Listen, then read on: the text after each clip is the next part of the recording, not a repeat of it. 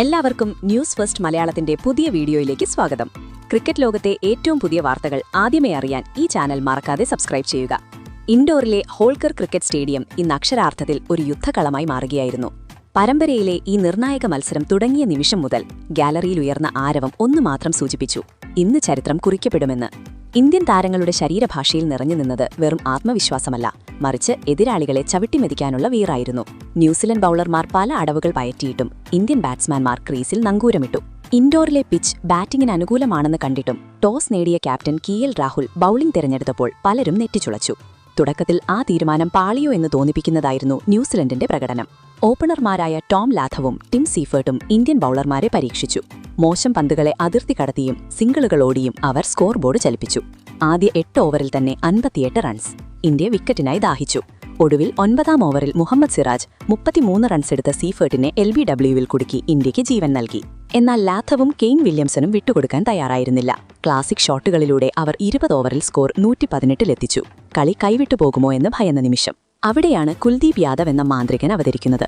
തന്റെ സ്പിൻ വലയിൽ കുരുക്കി ലാഥമിനെ deep mid വിക്കറ്റിൽ ക്യാച്ച് നൽകി മടക്കി. തൊട്ടുപിന്നാലെ വില്യംസനെ ക്രീസിന് വെളിയിലിറക്കി സ്റ്റംപ് ചെയ്യിച്ചു. 142-ന് 3 വിക്കറ്റ് എന്ന നിലയിലേക്ക് കിവീസ് കൂപ്പുകുത്തി. പിന്നീട് ഡാരൽ മിച്ചലും ഗ്ലെൻ ഫിലിപ്സും ചേർന്ന് നടത്തിയ പ്രത്യാക്രമണം കിവീസിനെ കരകയറ്റാൻ ശ്രമിച്ചു. എന്നാൽ ഹാർദിക് പാണ്ഡ്യ ഫിലിപ്സിനെയും പ്രസിദ്ധ് കൃഷ്ണ മിച്ചലിനെയും മടക്കിയതോടെ അവരുടെ വമ്പൻ സ്കോർ സ്വപ്നങ്ങൾ തകർന്നു. മൈക്കൽ ബ്രേസ്വെല്ലും സാന്റ്നറും അവസാന ഓവറുകളിൽ നടത്തിയ വെടിക്കെട്ട് ന്യൂസിലൻഡിനെ 50 ഓവറിൽ 297 എന്ന ഭേദപ്പെട്ട സ്കോറിലെത്തിച്ചു.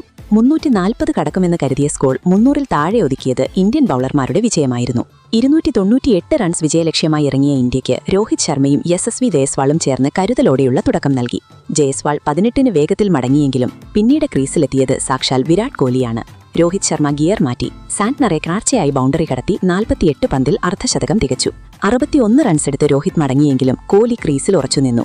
രാഹുലിനൊപ്പം ചേർന്ന് കോഹ്ലി നടത്തിയ ബാറ്റിംഗ് വിരുന്നിൽ കിവീസ് ബൌളർമാർ വിയർത്തു. എന്നാൽ ആരാധകരുടെ നെഞ്ചു തകർത്ത നിമിഷം വൈകാതെ എത്തി. സെഞ്ചുറിക്ക് വെറും 4 റൺസ് അകലെ 96 റൺസിൽ നിൽക്കെ കോഹ്ലി പുറത്തായി. ഗാലറി നിശബ്ദമായി. ജയിക്കാൻ 12 ഓവറിൽ 88 റൺസ് വേണം. പിച്ച് വേഗത കുറയുന്നു, സമ്മർദ്ദമേറുന്നു. അവിടെയാണ് ഹാർദിക് പാണ്ഡ്യയുടെ രംഗപ്രവേശം. സാന്റ്നറെയും ഡഫിയെയും തലങ്ങും വിലങ്ങും പ്രഹരിച്ച് പാണ്ഡ്യ തുടർച്ചയായി 4 ബൗണ്ടറികൾ നേടി. അതോടെ കളി ഇന്ത്യയുടെ വരുതിയിലായി. മറുവശത്ത് കൂളായി നിന്ന രാഹുൽ 89 റൺസുമായി പുറത്താകാതെ നിന്ന് ടീമിനെ വിജയതീരത്തെത്തിച്ചു. പാണ്ഡ്യ 28 പന്തിൽ 42 റൺസുമായി വെടിക്കെട്ട് ഫിനിഷിംഗ് നൽകി. 49ാം ഓവറിൽ 5 വിക്കറ്റിന് ഇന്ത്യ വിജയം പിടിച്ചെടുത്തു. ഇനി എല്ലാവരുടെയും കണ്ണുകൾ ജനുവരി 11-ന് നാഗ്പൂരിൽ നടക്കുന്ന പോരാട്ടത്തിലേക്കാണ്.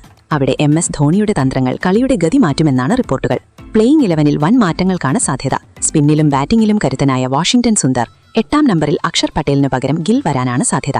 അല്ലെങ്കിൽ അക്ഷരനെ തന്നെ നിലനിർത്താം. പേസ് നിരയിൽ യുവരക്തം ഹർഷിത് റാണയുടെ ഊർജ്ജം, പ്രസിദ്ധ് കൃഷ്ണയുടെ ഉയരവും ബൗൺസും, പിന്നെ സ്പിൻ മാന്ത്രികൻ കുൽദീപ് യാദവ്. ഇവർ ചേരുന്നതോടെ ടീം അജയ്യമാകും. ശ്രേയസ് അയ്യരുടെ തിരിച്ചുവരവും ടീമിന് ഇരട്ടി കരുത്ത് നൽകും. ഇതിനായി നമുക്ക് കാത്തിരിക്കാം. അപ്പോൾ നാഗ്പൂരിലെ റൺമഴ പെയ്യുന്ന പിച്ചിൽ മറ്റൊരു ആവേശ പോരാട്ടത്തിന് തയ്യാറായിക്കോളൂ. പുതിയ ക്യാപ്റ്റനും പഴയ വീര്യവുമായി ടീം ഇന്ത്യ ന്യൂസിലൻഡിനെ തകർത്തെറിയാൻ ഒരുങ്ങിക്കഴിഞ്ഞു. ഇതിനെപ്പറ്റി നിങ്ങളുടെ അഭിപ്രായം എന്തൊക്കെയാണ്? അഭിപ്രായങ്ങൾ കമന്റ് ചെയ്യുക. അപ്പോൾ ഇതുപോലത്തെ കൂടുതൽ ക്രിക്കറ്റ് വാർത്തകൾക്കായി ഈ ചാനൽ മറക്കാതെ സബ്സ്ക്രൈബ് ചെയ്യുക.